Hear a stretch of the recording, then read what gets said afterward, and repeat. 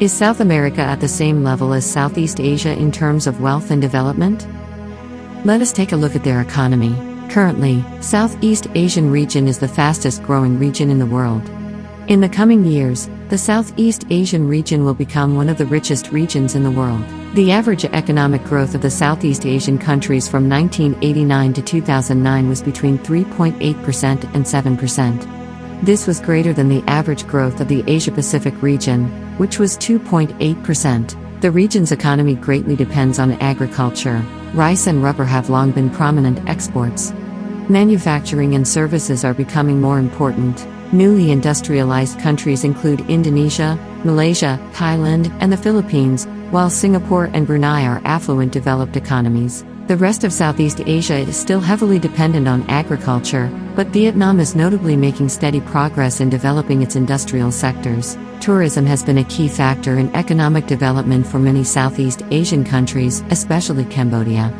In 1995, Singapore was the regional leader in tourism receipts relative to GDP at over 8%.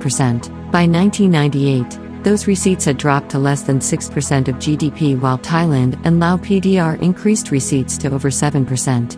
Since 2000, Cambodia has surpassed all other ASEAN countries and generated almost 15% of its GDP from tourism in 2006. Furthermore, Vietnam is considered a rising power in Southeast Asia due to its large foreign investment opportunities and the booming tourism sector, despite only having its trade embargo lifted in 1995. Stock markets in Southeast Asia have performed better than other bourses in the Asia-Pacific region in 2010, with the Philippines PSE leading the way with 22% growth, followed by Thailand's SET with 21% and Indonesia's JKSE with 19%. Beginning in the 17th century, the exploitation of the continent's resources and the development of its industries were the result of foreign investment and initiative, especially that of Spain, Great Britain, and the United States. But since World War II, the nations of South America have sought greater economic independence. An increasing number of South American industrial centers have developed heavy industries to supplement the light industries on which they had previously concentrated. An early obstacle to industrial growth in South America was the scarcity of coal. The continent has therefore relied on its petroleum reserves, most notably in Venezuela and also in Argentina, Colombia, Chile, Peru, and Ecuador, as a source of fuel.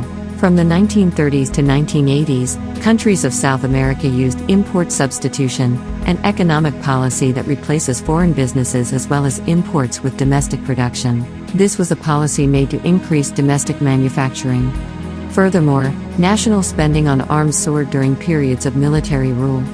However, this policy created a debt crisis in South America. From the 1990s onward, countries in South America switched over to the system of free market economy.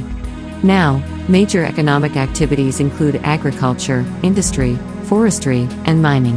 In 2016, 4 countries, including Brazil, Ecuador, Argentina, and República Bolivariana de Venezuela, experienced a decline in output. Other countries in the region were observing a slowdown in growth rates. In contrast, Peru differed from other countries in the region, demonstrating an increase in growth rates thanks to copper production. In 2017, the economy has started to recover for the first time since 2014.